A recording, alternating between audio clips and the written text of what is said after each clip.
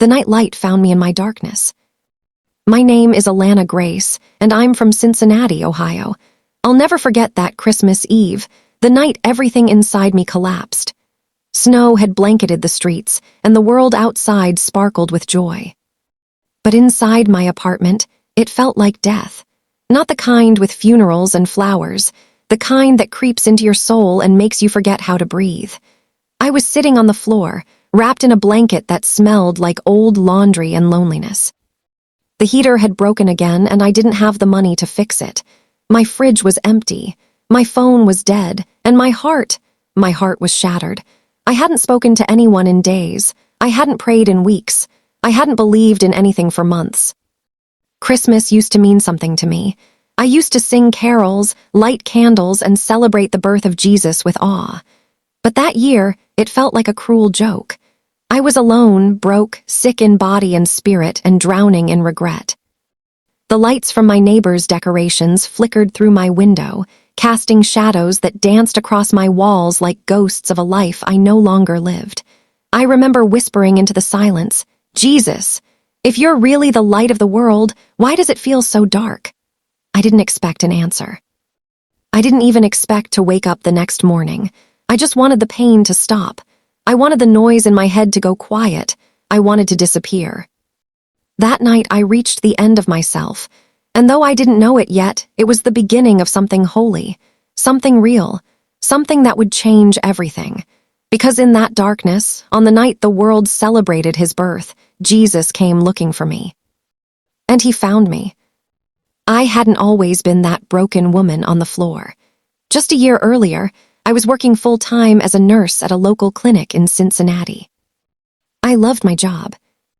I loved helping people. But then came the diagnosis, chronic heart failure. It felt like a cruel joke. The caregiver now needed care. My body betrayed me. The fatigue was relentless. My heartbeat, once strong and steady, became a fragile rhythm I couldn't trust. I tried to keep working, but my strength gave out. I lost my job, then my insurance, then my apartment. I moved into a tiny studio on the edge of town, barely making rent. My friends didn't know what to say. My church offered prayers, but I needed more than words. I needed a miracle. I stopped praying. I stopped believing. I told myself I was strong, but inside I was crumbling. Every day felt heavier than the last, and Christmas, the season of joy, only reminded me of everything I'd lost. The days blurred together. I'd wake up, stare at the ceiling, and wonder why I was still here. I didn't go out. I didn't answer calls. I didn't want anyone to see me like that, weak, broken, bitter. I watched the world through my window. Kids playing in the snow, couples holding hands, families carrying gifts. And me, I was just a shadow behind glass. I felt invisible, forgotten. I tried distracting myself, TV, books, scrolling through social media, but nothing filled the void. I'd see posts about miracles, healing, breakthroughs. I'd roll my eyes. That wasn't my story, not anymore. One night I looked in the mirror and didn't recognize myself. My eyes were hollow. My skin pale, my smile gone. I whispered, "I miss who I used to be." And then I cried, hard, ugly sobs that shook my body. I couldn't pretend anymore. The mask cracked. The strong, independent woman I used to be was gone. All that remained was a girl who didn't know how to keep going.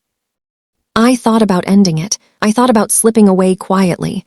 But something, I don't know what held me back. Maybe fear. Maybe hope. Maybe God. I started drinking, not to celebrate, but to forget. I'd pour a glass just to silence the thoughts. I stopped taking my meds. I stopped caring. I let the darkness in. I remember collapsing in the hallway one night. My legs gave out. My heart raced. I lay there for hours, staring at the ceiling, whispering, "I can't do this anymore." I meant it. I didn't want to wake up. I felt like I was falling, deeper and deeper into a pit I couldn't climb out of. And the worst part? I didn't even scream. I just let it happen. I begged God to speak, to show up, to do something. But all I got was silence, no dreams. No signs, no comfort, just cold air and quiet nights. I I remember thinking, maybe he's done with me, maybe I've messed up too much. I stopped asking for help. I stopped expecting anything. I just existed barely. But even in that silence, something stirred, a flicker, a whisper. A presence I couldn't explain. And though I didn't know it yet, the light was already on its way. It happened the night before Christmas. I hadn't eaten all day, and my chest felt tight, not just from the heart failure, but from the weight of everything. I curled up on the couch, wrapped in the same blanket I'd cried into for weeks. I didn't expect anything. I didn't even pray. But that night, something strange happened. I drifted into sleep, and in my dream, I saw a light. Not blinding, not dramatic, just soft, gentle. It filled the room like sunrise through a window. And in that light stood a man, calm, radiant, peaceful. He didn't speak, but his eyes met mine. I felt warmth. I felt seen. I felt loved. I woke up with tears streaming down my face. Not from fear, from something I hadn't felt in a long time, hope. The next morning, Christmas Day, I found myself reaching under my bed for something I hadn't touched in years. My old Bible. It was dusty, the pages curled, but it was still there. I opened it randomly, and my eyes landed on a verse I'd memorized as a child. I am the light of the world. Whoever follows me will never walk in darkness, but will have the light of life. I froze. It felt like a whisper straight to my soul. I clutched the Bible to my chest and cried again, not from pain, but from release. Something shifted in me. I didn't understand it fully, but I knew Jesus had spoken. Not through thunder or fire, but through a whisper in the dark. I didn't feel healed. My heart still ached. My body still felt weak, but something inside me had changed. I whispered, Jesus, if you're real, I need you. I want you. That was the first honest prayer I'd said in months, and somehow it felt heard. I didn't get a miracle that morning. But I got peace, a strange, quiet peace that held me through the day. I didn't feel alone anymore. I felt like someone was sitting with me in the silence. That Christmas, I didn't have gifts. I didn't have family around me, but I had something I hadn't had in a long time, light, and it was enough. That Christmas morning, something was different. I didn't wake up healed. My heart still fluttered with weakness. My body still felt fragile. But inside, I felt a shift, like someone had lit a candle in a cave.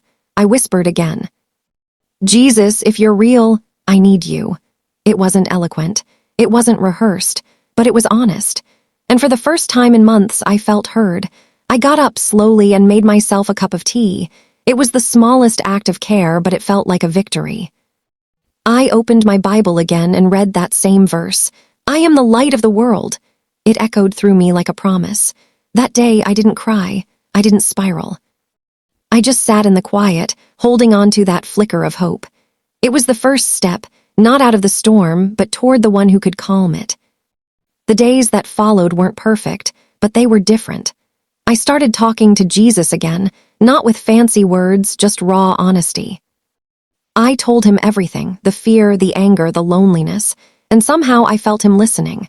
I began to feel peace in the silence, not the kind that ignores pain, but the kind that sits with you in it. I'd wake up and say, thank you for another day. I'd go to bed whispering, stay close. I started reading scripture daily, not out of duty, but desperation. Every verse felt like a lifeline. I wasn't just surviving anymore, I was slowly healing. One afternoon, I got a text from an old friend I hadn't heard from in months.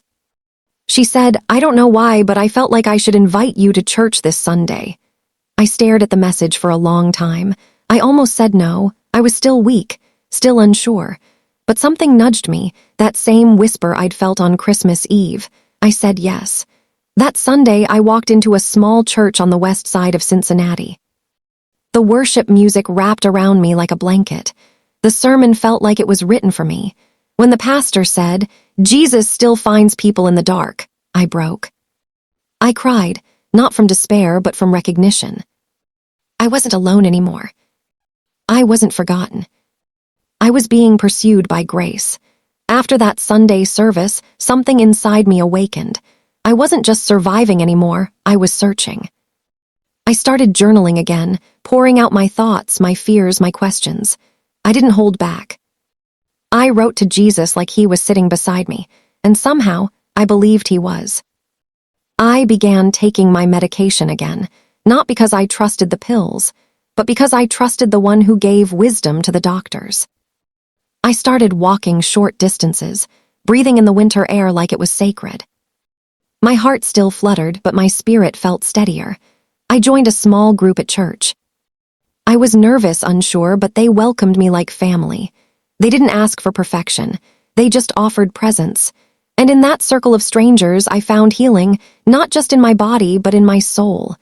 Weeks passed, and I began to feel stronger. Not just physically, but emotionally. I forgave people I never thought I could. I forgave myself. I let go of bitterness, like shedding old skin. I applied for part-time work at a local health center. I didn't think I'd get it, but they called me back. They said they admired my resilience. I smiled through tears. That job became a lifeline, not just financially, but spiritually. I was helping again. I was living again. I reconnected with my sister. We hadn't spoken in over a year. She cried when she saw me. She said, "You look like yourself again." I told her, "It's Jesus. He found me in the dark." One Sunday, the pastor asked if anyone wanted to share a testimony. My heart pounded. My hands shook, but I stood up. I told them everything, the diagnosis, the despair, the silence, the dream, the verse, the whisper. I told them how Jesus didn't just rescue me, he rebuilt me. I said, "I'm not here because I'm strong. I'm here because he is." People cried, people clapped. And afterward, a woman hugged me and said, "I thought I was alone, but your story gave me hope." That day, I realized my pain had a purpose. My story wasn't just mine. It was a light for someone else. As winter melted into spring, I began to see clearly. Jesus hadn't just found me in the dark. He had been there all along. In the silence. In the tears. In the dream. He didn't come with thunder or lightning. He came with light. Gentle. Steady. Healing. I realized something profound. Jesus didn't rescue me because I was good. He rescued me because he is good. His love wasn't earned. It was given. Freely. Fully. Faithfully. I saw him in the kindness of strangers, in the warmth of worship, in the pages of scripture. I saw him in my own story. The broken pieces he was weaving into something beautiful. I laugh now, I sing, I cry, but not from despair, from gratitude. I'm not perfect. My heart still has its limits, but I'm free. I'm whole. I'm alive. I wake up with purpose. I go to bed with peace. I serve at church. I mentor young women. I share my story, not to impress, but to inspire. Joy isn't just a feeling anymore. It's a testimony. It's the evidence of grace. If you're reading this and you feel like I did, lost, tired, broken, I want you to know something. Jesus still finds people in the dark. He still heals. He still speaks. He still saves. I'm living proof. He didn't just change my circumstances. He changed me, from the inside out, from hopelessness to hope, from sickness to strength, from brokenness to restoration. If this story feels like yours, talk to him. Whisper his name. Open your heart. He's closer than you think. He's not waiting for you to be perfect. He's waiting for you to be honest. And if he found me, he can find you. The woman I am today is not the woman who sat on that cold floor on Christmas Eve. That woman was drowning. This woman is dancing. That woman was silent. This woman is singing. That woman was lost. This woman is found. Every morning I wake up and thank God for breath, for heartbeat, for another chance. I look out my window, the same window where I once watched the world pass me by, and now I see beauty. I see possibility. I see his hand in everything. My health isn't perfect. I still have hard days. My heart still acts up sometimes. But I've learned that healing isn't just about the body. It's about the soul. And my soul, it's whole. I volunteer at the health center 3 days a week. I help people who look just like I did, tired, scared, defeated. I hold their hands, I listen to their stories, and I whisper, "There's hope. I promise you there's hope." Some of them cry, some of them don't believe me, but I plant the seed anyway, because someone planted it in me. My small group became my family. We meet every Thursday night and we pray for each other. We laugh together. We cry together. We carry each other's burdens. One woman in the group was going through a divorce. Another was battling cancer. Another had lost a child. And me, I was the one who almost gave up on life, but we didn't see each other's brokenness. We saw each other's beauty. We saw the light in each other, the light Jesus placed there. And that made all the difference. I started writing my story down, not for fame, not for attention, just to remember. To remember where I was, to remember where he brought me, to remember that darkness doesn't get the final word. My sister visits me now. We have coffee every Saturday morning. She tells me about her kids, her job, her life, and I tell her about mine. We don't talk about the year we lost. We talk about the years we're gaining. She told me recently, "I'm proud of you, Alana," I cried, because for so long I didn't think anyone could be proud of me. I thought I'd failed. I thought I'd lost everything. But Jesus showed me that losing everything can be the beginning of finding the only thing that matters, him. People ask me now, "How did you do it? How did you survive?" And I tell them the truth. I didn't survive on my own. I didn't pull myself out of the pit. I didn't fix myself. Jesus did. He reached into my darkness and pulled me into his light. And once you've been in that light, you can never go back to being the same. The church where I gave my testimony invited me to speak at a women's retreat. I was terrified. I wasn't a preacher. I wasn't a teacher. I was just a girl with a story, but I said yes. And that weekend, I stood before 50 women and told them everything. I told them about the broken heater, the empty fridge, the suicidal thoughts, the dream, the verse, the whisper. I told them, Jesus finds people in the dark. And when I finished, half the room was weeping. Women came up to me afterward and said, "I needed to hear that. I was about to give up." That's when I knew my pain wasn't wasted. My story wasn't just mine. It was a gift I could give to others who were sitting in their own darkness, wondering if light would ever come. Today, I'm still Alana Grace from Cincinnati, Ohio. I still live in that tiny studio. I still work part-time. I still have chronic heart failure, but I also have joy. I have peace. I have purpose. I have Jesus. And that changes everything. The lights from my neighbor's decorations still flicker through my window. But now, they don't mock me. They remind me. They remind me of the night the light found me. They remind me that even in the darkest places, Jesus is there, searching, calling, loving. If you're reading this and you're in the dark, I need you to know something. He's looking for you too. You don't have to be perfect. You don't have to have it all together. You just have to be willing to whisper his name, willing to open your heart, willing to believe that maybe, just maybe, the light is already on its way. Thank you for reading my story. I'm Alana Grace, and this is how the light found me. He found me in my darkness. And if he found me, he can find you too.